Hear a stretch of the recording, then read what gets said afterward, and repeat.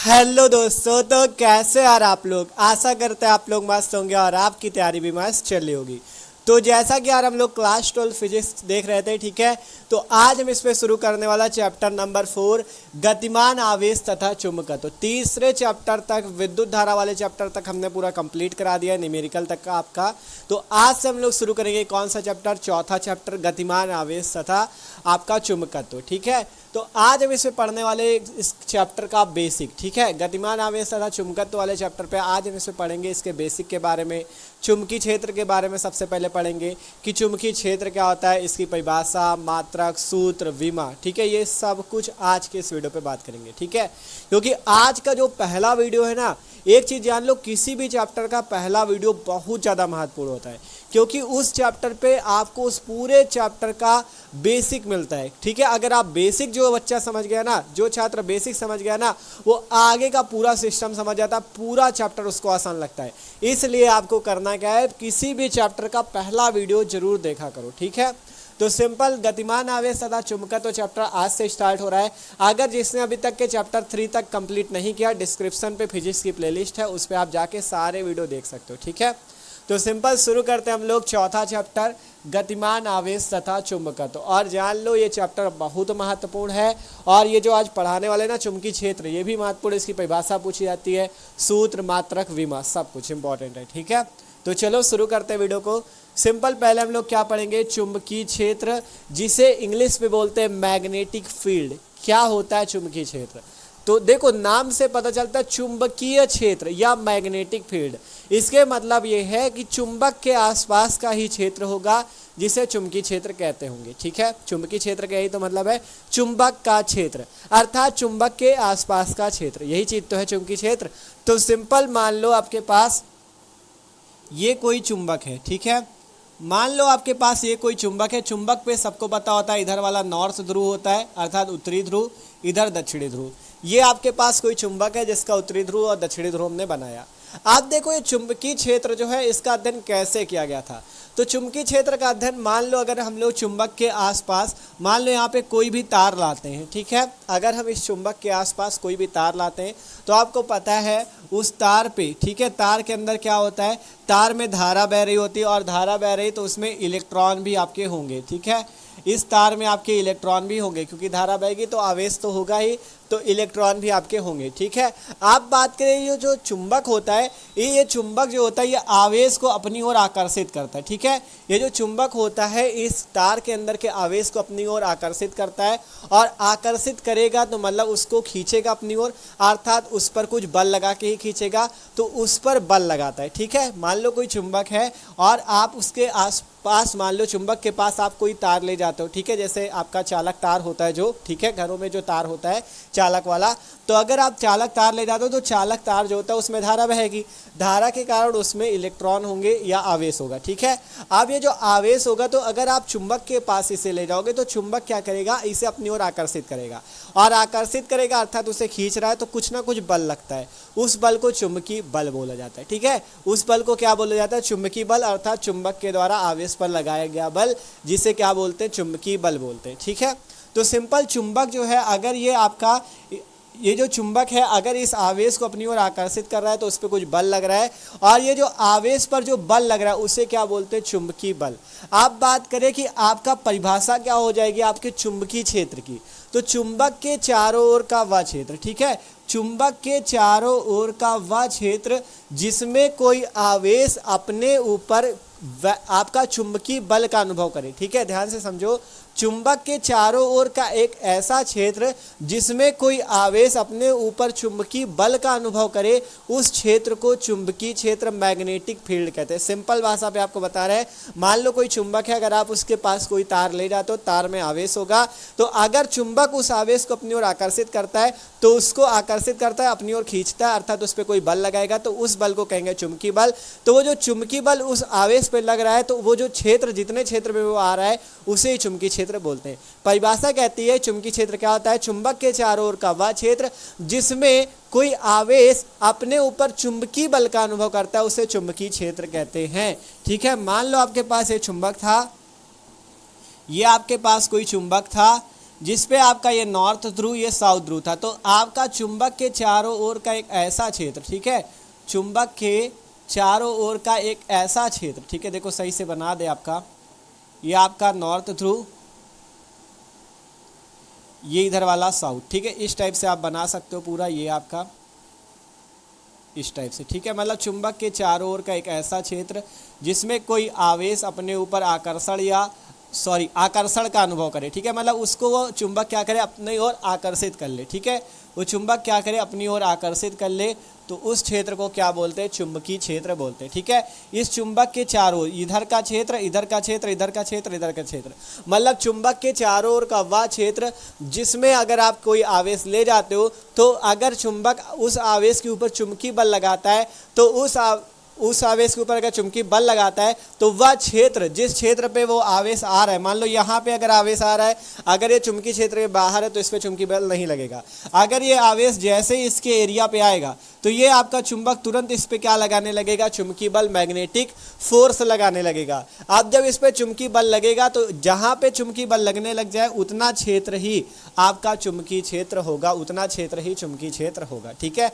ये समझाने के लिए केवल आपका चित्र है, ठीक है। तो किसी चुंबक के चारों ओर का वह क्षेत्र जिसमें कोई आवेश अपने ऊपर क्या करे, चुंबकीय बल का अनुभव करे। और चुंबकीय बल का अनुभव आपको पता चला, सिंपल चुंबक है, अगर आप उसके पास कोई आवेश ले जाते हो तो चुंबक क्या करेगा, उसे अपनी ओर खींचेगा, आकर्षित करेगा। तो आकर्षित करेगा तो कुछ ना कुछ बल जरूर लगाएगा उस पर, तो जो बल लगाएगा उसे चुंबकीय बल बोलते हैं। और ये जो चुंबकीय बल होता है, यही मतलब कहा गया कि अगर उस पर कोई चुंबकीय बल लगाता है आवेश पर, तो वो क्षेत्र ही आपका, जिस क्षेत्र पे चुंबकीय बल लगता है वह क्षेत्र ही चुंबकीय क्षेत्र है। परिभाषा पढ़ते हैं तो सिंपल से समझ में आएगी। सिंपल हमने लिखा, किसी चुंबक के चारों ओर का वह क्षेत्र जहां पर कोई आवेश अपने ऊपर चुंबकीय बल का अनुभव करे, चुंबकीय क्षेत्र या मैग्नेटिक फील्ड कहलाता है, ठीक है। किसी चुंबक के चारों ओर का वह क्षेत्र जहां पर कोई आवेश अपने ऊपर चुंबकीय बल का अनुभव करे, चुंबकीय क्षेत्र कहलाता है, ठीक है। चुंबकीय क्षेत्र या चुंबकीय क्षेत्र की तीव्रता कहलाता है, ठीक है। तो ये सिंपल सी बात है चुंबकीय क्षेत्र की। आशा करते हैं सबको चुंबकीय क्षेत्र की परिभाषा समझ में आ चुकी है। आप देखो, ये जो चुंबकीय बल लगता है ना, इस चुंबकीय बल का एक नाम और होता है, लारेंज बल भी बोला जाता है, चुंबकीय बल या लारेंज बल, ठीक है। अब यहाँ पे हम लोग लिखते हैं, पहले देखो चुंबकीय बल की परिभाषा भी आप चाहो तो लिख सकते हो, ठीक है। चुंबकीय बल क्या होता है, किसी आवेश पर लगाया गया बल होता है, ठीक है। अर्थात लिख सकते हो कि चुंबकीय क्षेत्र में किसी आवेश पर लगाया गया बल चुंबकीय बल कहलाता है। और चुंबकीय क्षेत्र की परिभाषा में क्या था कि आवेश अगर अपने ऊपर चुंबकीय बल का अनुभव करे तो वह क्षेत्र चुंबकीय क्षेत्र। अगर परिभाषा चुंबकीय बल की लिखनी हो तो आप लिख सकते हो, कि आप चाहो तो एक लाइन की परिभाषा ये लिख सकते हो सिंपल, कि चुंबकीय क्षेत्र में स्थित कोई आवेश, चुंबकीय क्षेत्र में स्थित कोई आवेश, क्षेत्र में स्थित कोई आवेश, ठीक है, चुंबकीय क्षेत्र में स्थित कोई आवेश अपने ऊपर जिस बल का अनुभव करता है, ठीक है, कोई आवेश अपने ऊपर जिस भी बल का अनुभव करता है, या जिस बल का अनुभव करता है, जिस बल का अनुभव करता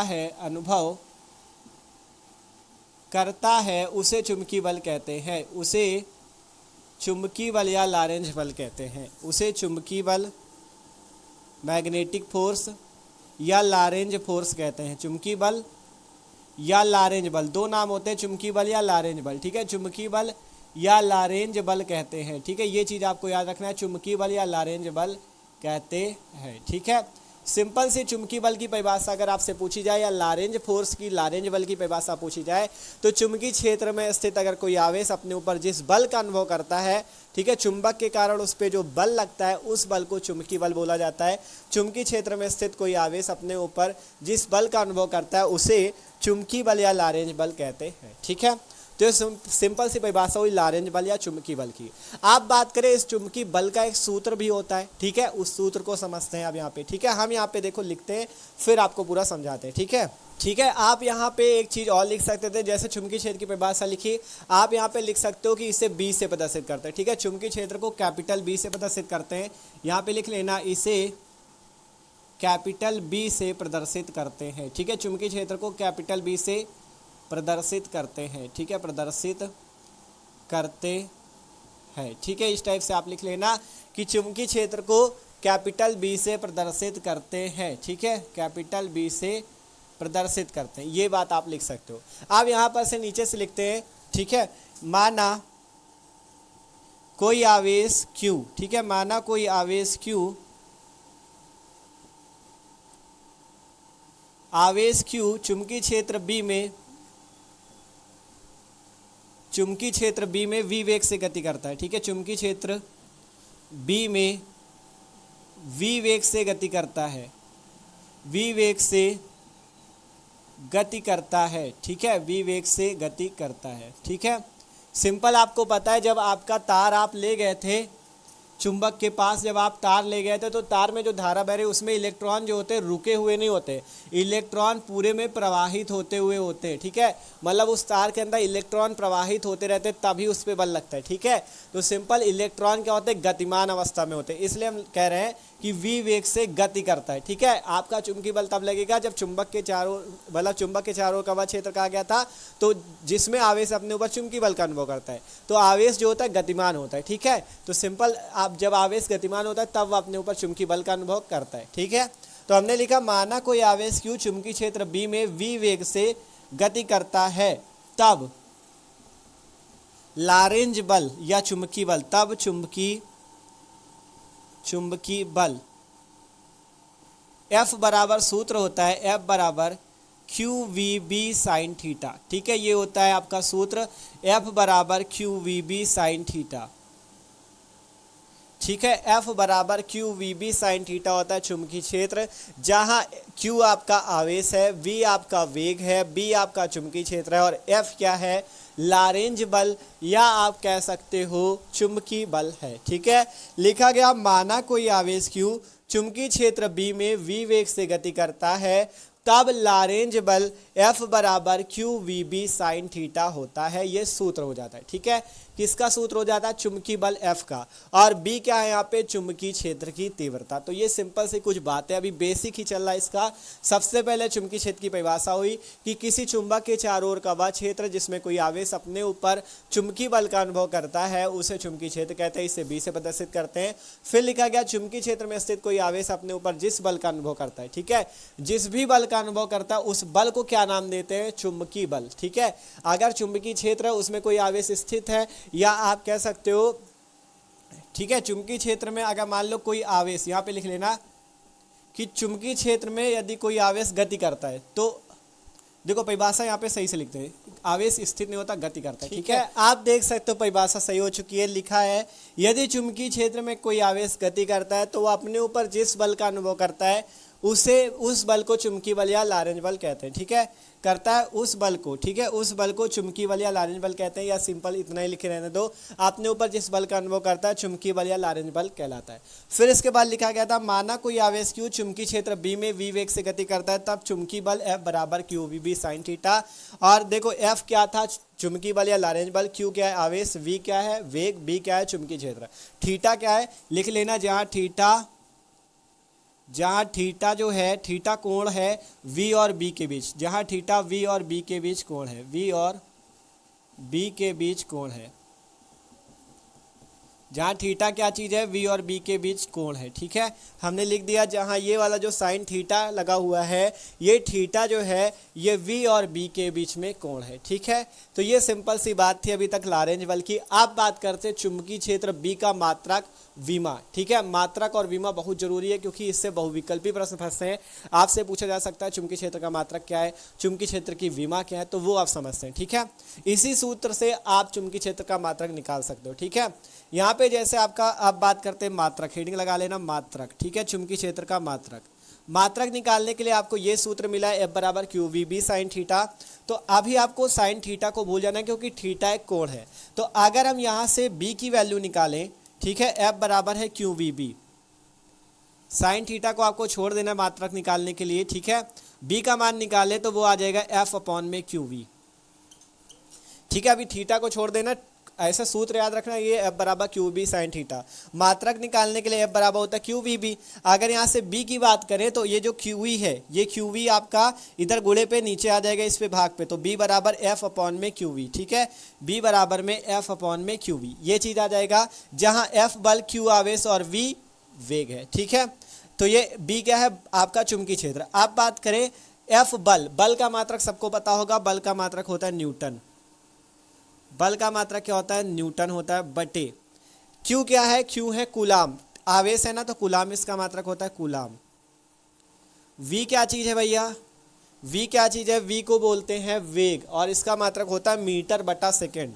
वी का मात्रक होता है मीटर बटा सेकेंड, मीटर बटा सेकेंड, ये चीज आपको याद रखना है। वी है वेग, इसका मात्रक मीटर बटा सेकेंड, क्यू आवेश जिसका मात्रक कूलाम, एफ बल जिसका मात्रक न्यूटन। अब यहां पर से आगे अगर हम बलों की बात करें, ठीक है, B equal to F upon Q V, F का मात्रक न्यूटन, क्यू का मात्रक कूलाम और V का मात्रक मीटर बटा सेकंड। आप इसे आगे हल करते हैं जिससे आपका मेन मात्रक निकल के आए, ठीक है। यहाँ पर से बराबर का चिन्ह, न्यूटन को आपको न्यूटन लिखे रहना है, ठीक है। आप देखो एक चीज़ आप लोग काम करना, जब कॉपी में लिखना ना, जब इतना लिख जाए फिर इसके बाद नीचे वाली लाइन से ये, फिर इसके बाद जो आगे लिख रहे हैं इसके नीचे वाली लाइन से, कॉपी पे नीचे लिखते चले जाना, यहाँ जगह नहीं इसलिए हम ऐसे चले जा रहे हैं, ठीक है। आपको एक के नीचे एक लिखना है, ठीक है। इतना लिखने के बाद ये वाली लाइन इसके नीचे से आएगी कॉपी पे, ठीक है। न्यूटन बटे में आप बात करें कूलाम, कूलाम होता है आवेश, आवेश होता है Q बराबर I इंटू टी, ये वाला सूत्र सबको पता होगा, सबको याद होगा। Q बराबर I इंटू टी, जहाँ Q आवेश, I धारा, T समय होता है। Q आवेश, I धारा, T समय होता है, तो Q का आप मात्रक ही तो कूलाम है, तो कूलाम को आप लिख सकते हो धारा गुणा समय। धारा का मात्रक होता है एम्पियर, तो आपको धारा का मात्रक लिखना है एम्पियर, धारा का मात्रक एम्पियर, और आपका आगे क्या होता है टी अर्थात समय, समय का मात्रक सेकेंड, समय का मात्रक सेकेंड, ठीक है। देखो ये आपका था कूलाम, कूलाम होता है आवेश, Q बराबर I इंटू टी, तो I इंटू टी की जगह I का मात्रक, I है धारा, धारा का मात्रक एम्पियर, T है समय, समय का मात्रक सेकेंड। आगे था V, V का मात्रक था मीटर बटा सेकेंड, तो यहाँ पे मीटर बटा सेकेंड, ये चीज लिख दो मीटर बटा सेकेंड, ठीक है, मीटर बटा सेकंड। सिंपल देखो ये जो मीटर बटा सेकंड यहाँ से चला आ रहा है, देखो न्यूटन की जगह न्यूटन ही है, कूलाम की जगह बस एम्पियर इंटू सेकंड हुआ, और ये मीटर बटा सेकंड ये है। ऊपर देख सकते हो सेकंड, नीचे सेकंड, सेकंड से सेकंड कैंसिल, बचेगा कितना, इधर आया न्यूटन, न्यूटन और बटे में कितना आया एम्पियर, और ये वाला मीटर, तो न्यूटन बटा एम्पियर मीटर, ठीक है। इसका मात्रक क्या हो गया चुंबकीय क्षेत्र का, न्यूटन बटा एम्पियर मीटर, न्यूटन बटा एम्पियर मीटर, ठीक है। न्यूटन बटा एम्पियर मीटर इसका मात्रक होता है, या आप कह सकते हो न्यूटन प्रति एम्पियर मीटर इसका मात्रक होता है, ठीक है। न्यूटन प्रति एम्पियर मीटर जो होता है ये चुंबकीय क्षेत्र का मात्रक होता है, ठीक है, न्यूटन प्रति एम्पियर मीटर। अगर आप लोगों को नीचे कम दिख रहा हो तो क्या करो, इसका पूरा स्क्रीनशॉट ले लो, तो हम इरेज कर दे, ये वाला मात्रक आपको ऊपर बताए सही से लिख के, ठीक है। इसका एक बार स्क्रीनशॉट कर लो, ऊपर वाला इरेज कर दे,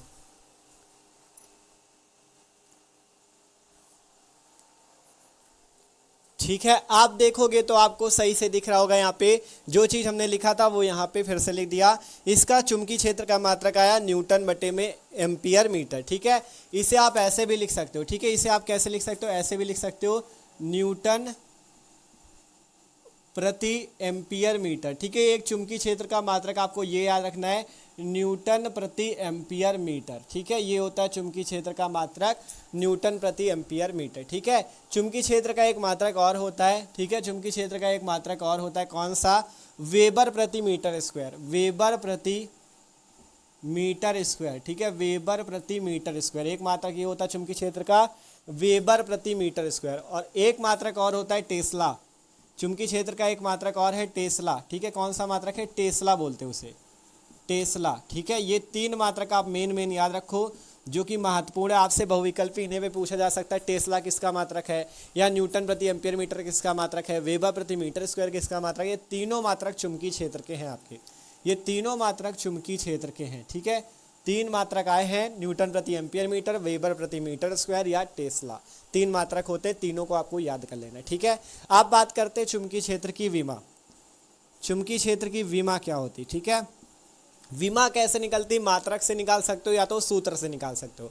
सूत्र ये वाला था, इससे निकाल सकते हो, या सिंपल तरीका है मात्रक से निकालना। मात्रक क्या आया है, न्यूटन बटा एम्पियर मीटर, मात्रक आया है न्यूटन बटे में एम्पियर मीटर, यही मात्रक आया न्यूटन बटे में एम्पियर मीटर, न्यूटन बटा एम्पियर मीटर। अब बात करें न्यूटन, न्यूटन किसका मात्रक होता है? बल का मात्रक होता है। और बल की विमा सबको याद होगी कितनी होती है? mlt minus 2। ये विमा सब लोग याद कर लो, mlt माइनस 2 होती है बल की विमा। ये क्लास 11 का टॉपिक है विमा वाला, ठीक है, तो याद होना चाहिए सबको। न्यूटन बल की विमा mlt माइनस 2 बटे में एम्पियर। एम्पियर क्या होता है? धारा का मात्रक, धारा होता है, तो एम्पियर को आपको लिखना है ए से, ठीक है, एम्पियर को लिखा जाता है ए से, या धारा की विमा होती ए, ठीक है।